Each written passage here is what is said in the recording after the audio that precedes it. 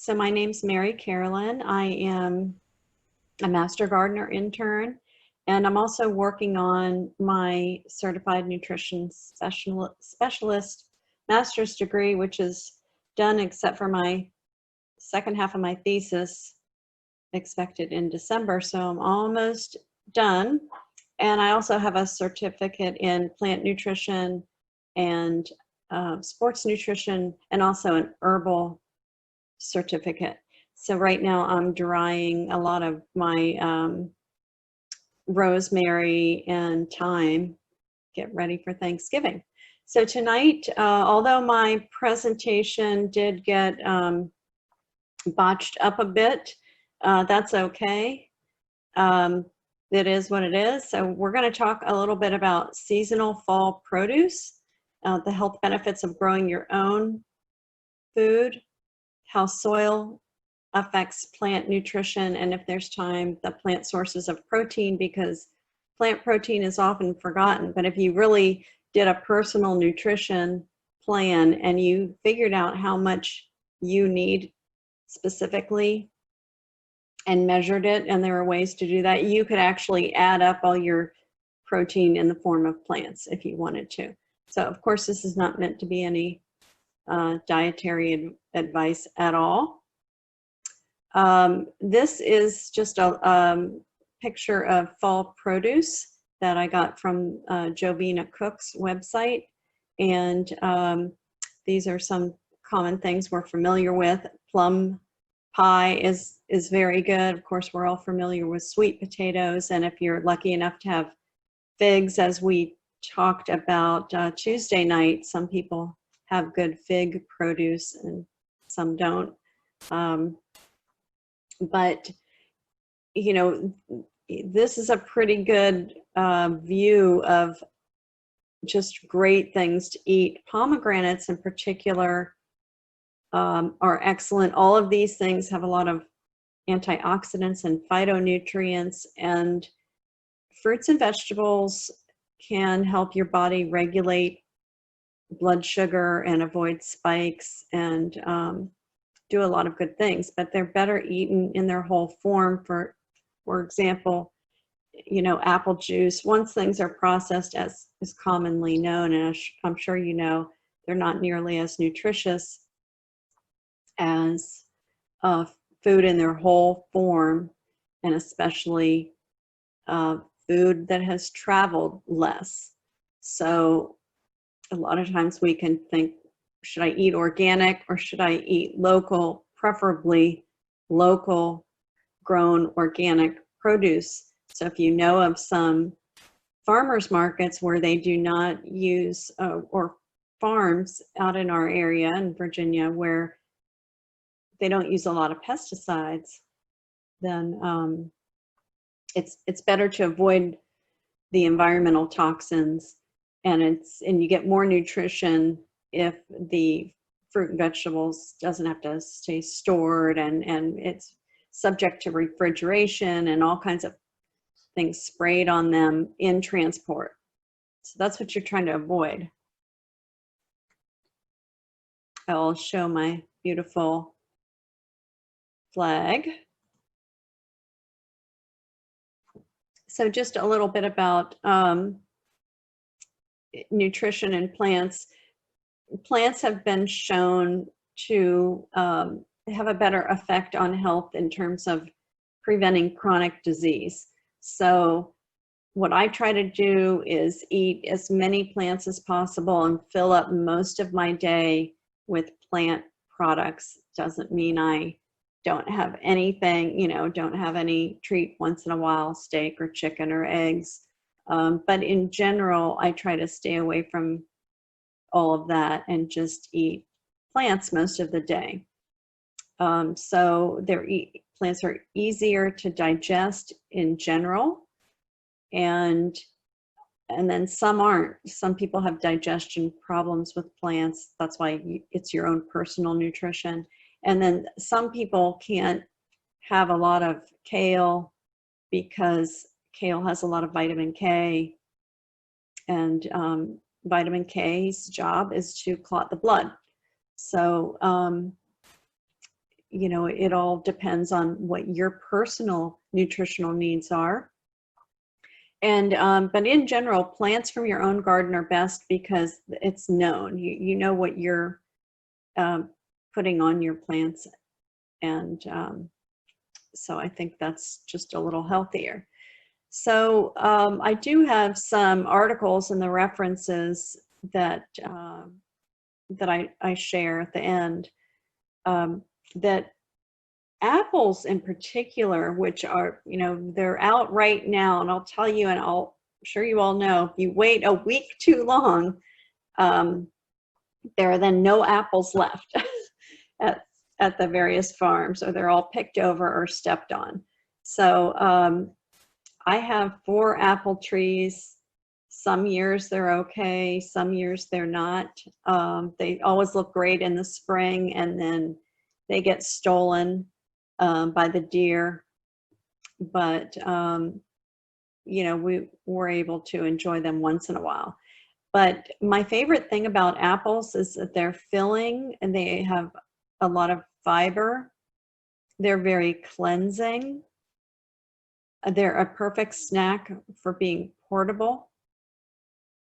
And they have quercetin, so that CoQ10 that sometimes is prescribed as a supplement, they're very heart healthy. So and because they have different, you know, beautiful colors and they're vibrant, they have a lot of flavonoids, which provides the color, and the various phytochemicals, which are all heart healthy, and just a lot of powerful antioxidants. So when you consume most of these types of fruits, you can help your blood sugar and your blood pressure and your cholesterol levels. Also, apples are more resilient to storage than some of the other fruits. You know, pears get damaged right away, but apples are pretty sturdy. So cranberries, if you can stand not adding too much sugar, are just wonderful fruits, and they have a lot of vitamin C, and they're super colorful. So fruits like cranberries and figs and blackberries with a lot of color have those pigments have the compounds that are even more nutritious. So generally speaking, if something is more colorful, like a blueberry, it has more nutrition. But on the list here, I have some of the components in cranberries, and they can help with cardiovascular health and cleansing the system. They're great for your skin. They have a lot of vitamin C, also vitamin K. The beet is a root vegetable, and one of its claims to fame is being able to lower homocysteine levels in the blood. And homocysteine can promote arteriosclerosis because it promotes the sticky platelets, and it's a marker of inflammation in the body. And so beets that also have, they also have folate, are ways to just take that down a little bit. It's almost like these fruits and vegetables are all star players, and they have particular things that they're high in, but they are all absolute stars overall in terms of cardiovascular health and variety of vegetables. Now, my slide on pears got deleted, but pears are very high in fiber. On the downside, they don't survive storage that well. and transportation. They get bruised very easily. They are one of the fruits that has the fewest number of allergies. And pumpkin, which also was a slide that got deleted in my last take on the presentation, they are high in beta carotene. So just like carrots. And pumpkins are technically a fruit, but actually they're a gourd. So we think of them, I always think of them as vegetables, but they're a fruit. And this is the USDA plant zone map. So I was thinking here, the summer's ending, you know, oh gosh, I've got to get around to planting the fall stuff. And of course, we should all be planning our gardens out, and maybe many of you are better at that than I am, but you know, there's always next year. Next year, I'm planning everything better. I'm going to get the stuff in when it has to go in so that I'm not closing up shop on my tomatoes and saying, oh no, I never planted acorn squash. Has anyone planted and gotten their fall stuff all the way in?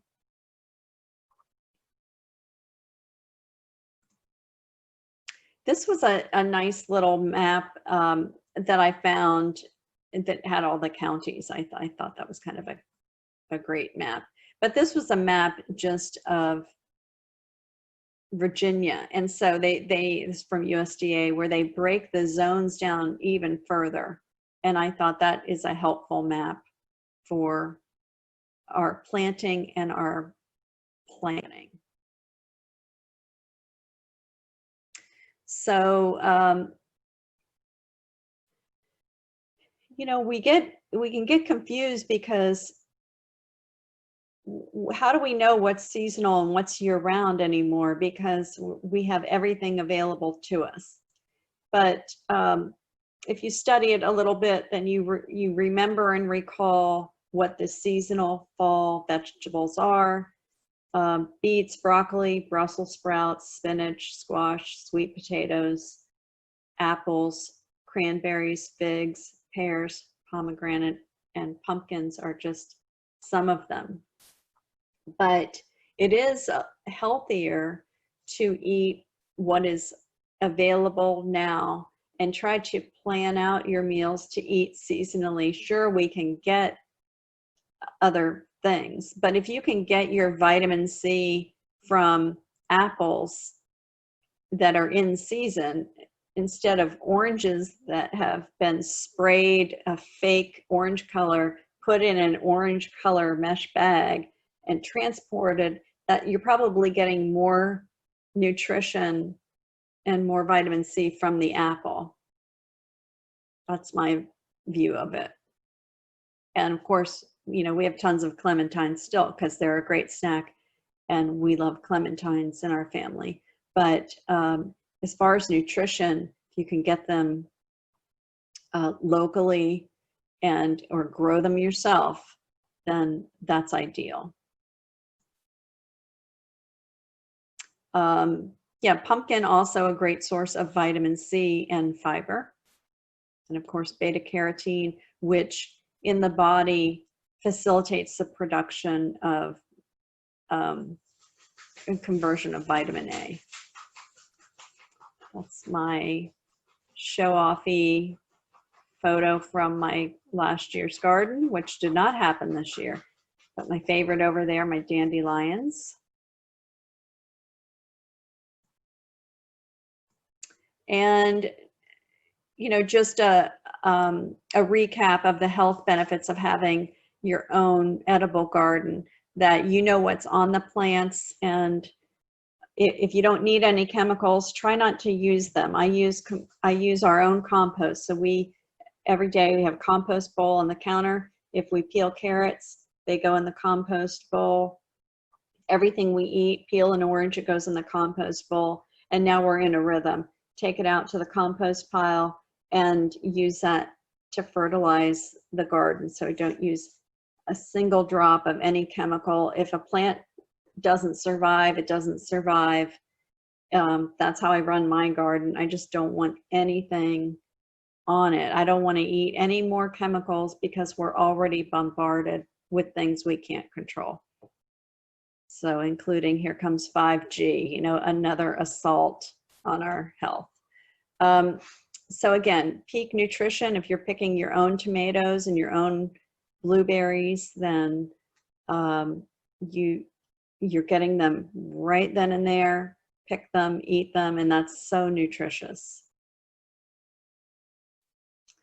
They're also very hydrating. So if you did happen to switch to a plant-based diet and did mostly plant eating, you would be more hydrated just from your diet alone. And the amount of water you need daily varies. It depends on your body, your diet, and anything special about you. It depends on what supplements or other things people might take that are dehydrating, or conditions a person might have. So your hydration needs are very unique.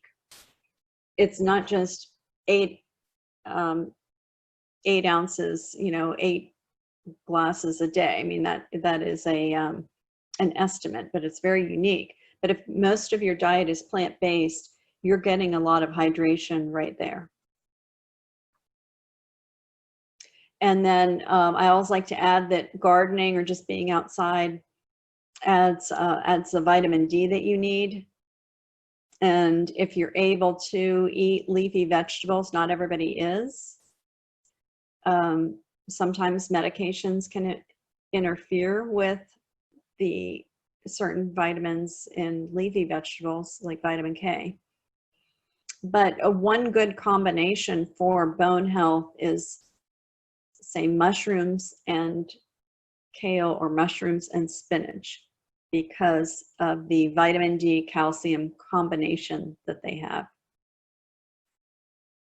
And another thing I forgot to mention, like if you're eating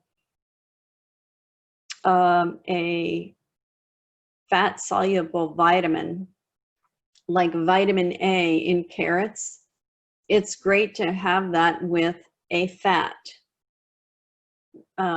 like an olive oil. I mean, you have a salad dressing on it.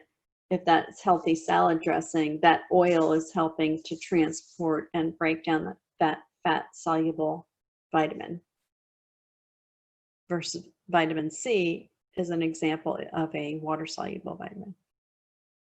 So these are my raspberries and blueberries again.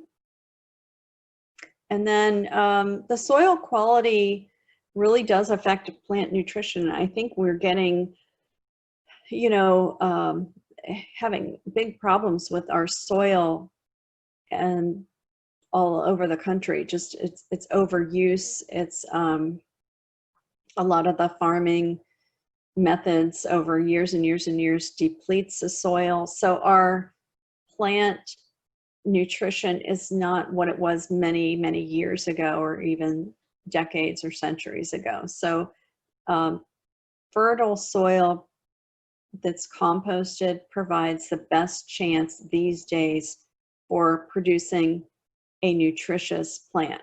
And anything that's in the soil comes up through the roots, and you're eating that essentially. That's why, you know, just be mindful. If you're spraying or putting something on your plant or in your soil, that's being taken up through the roots. It's just something to figure in.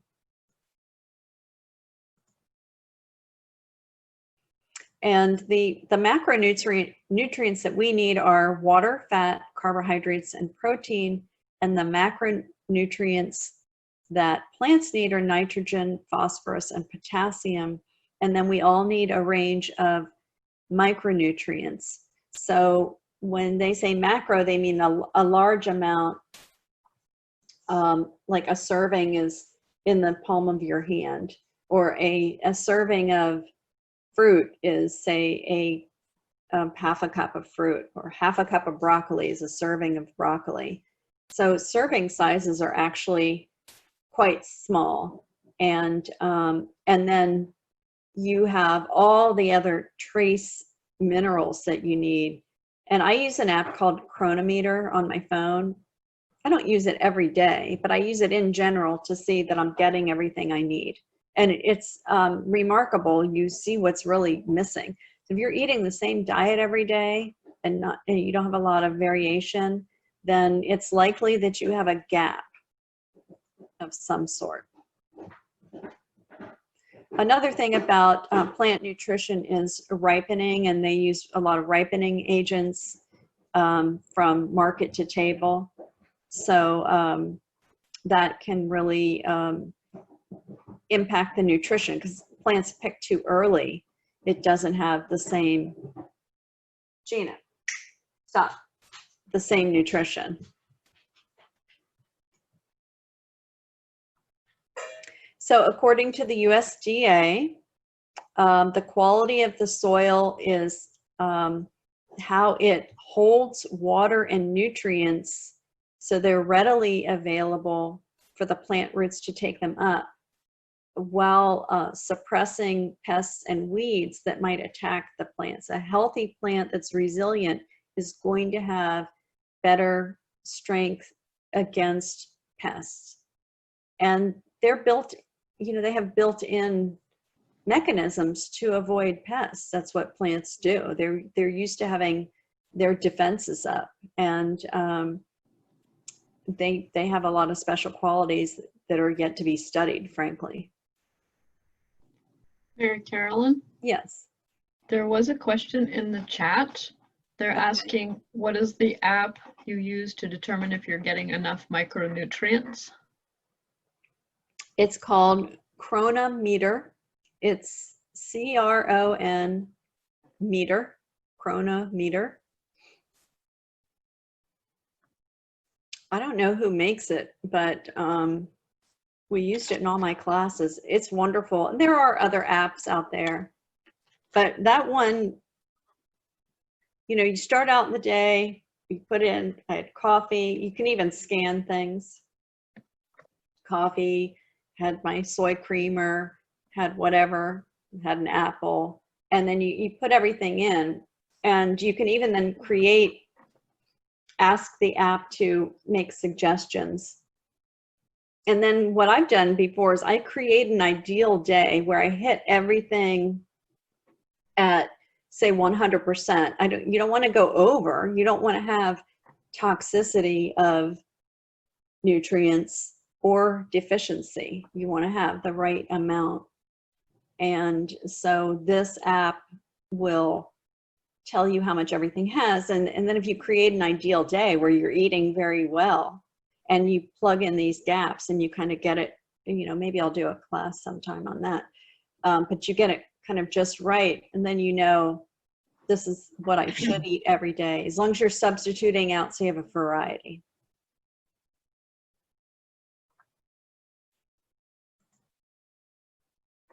Any other questions on that? This is just to show, apricots are another fall vegetable or fall fruit, and so are figs. This just shows the protein in, whoops, where'd it go? The protein in 1 cup of these various fruits.